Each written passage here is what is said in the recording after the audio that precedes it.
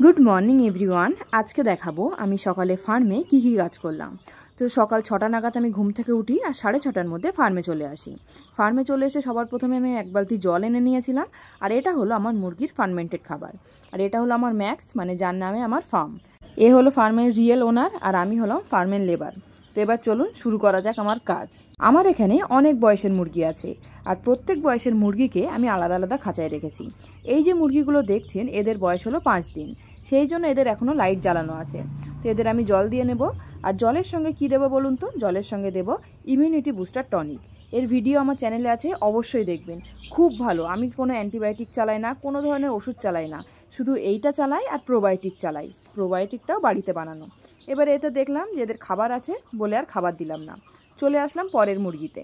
এই মুরগিগুলোর বয়স কদিন আমি ঠিক মনে করতে পারছি না, কিন্তু ওদের থেকে অনেকটাই বড়। এদের এখানেও আমার সেম কাজ, এদেরকেও জল দেবো আর খাবার দেবো আর জলের সঙ্গে এদেরকে ইমিউনিটি বুস্টার টনিক দেবো। আমার ফার্মে আমি তো কোনো ওষুধ চালাই না, দু ধরনের সাপ্লিমেন্ট চালাই। একটা হলো ওই যে টনিকটা দেখালাম আর একটা হলো প্রোবায়োটিক। তো মাসে 7 দিন টনিকটা চালাই আর 7 দিন প্রোবায়োটিক চালাই। তাই যখন আমি প্রোবায়োটিক দিই বা টনিক দিই তখন প্রত্যেকটা মুরগিকে দিই। মানে আমার কখনো একে দিলাম কখনো ওকে দিলাম এমন না, তাহলে হিসাবে ঠিক থাকবে না। যা দেবো একসাথে সবাইকে দিয়ে দেবো। এইভাবে আমি এই সাপ্লিমেন্টগুলো চালাই এদেরকে। অনেকে বলে শুনেছি যে ওষুধ ছাড়া নাকি মুরগি পালা যায় না, তাদেরকে একবার আমার ফার্মে পাঠাতে হবে। কারণ বিগত 2 বছর ধরে আমি কোনো ধরনের ওষুধ বাজার থেকে কিনে নিই আর আমার মুরগিকেও খাওয়াইনি। কিন্তু আমার মুরগিগুলোকে দেখলে কি কেউ বলবে যে আমার মুরগিতে কোনো ধরনের কোনো জিনিসের অভাব আছে?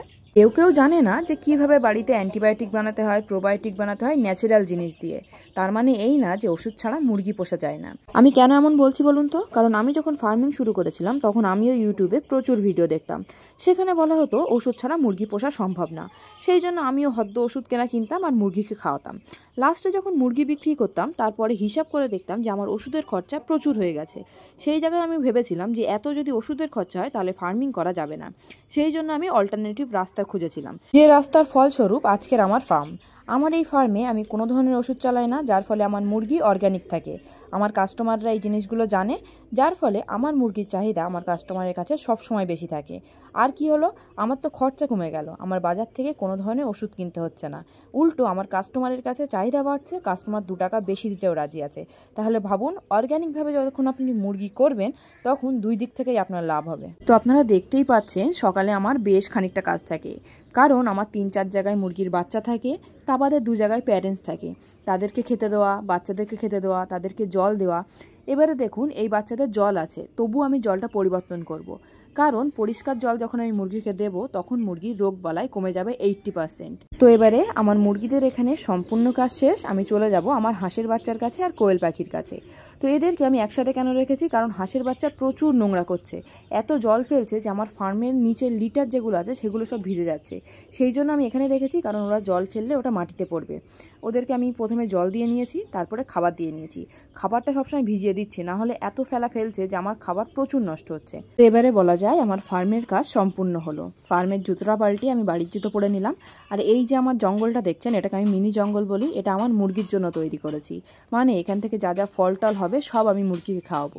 ওখানে পেঁপে গাছ আছে, কলা গাছ আছে, কচু গাছ আছে, এই সবগুলো আমি আমার মুরগিকে খাওয়াই। আর দেখুন এর মধ্যে হাঁসেদের খাওয়া শেষ।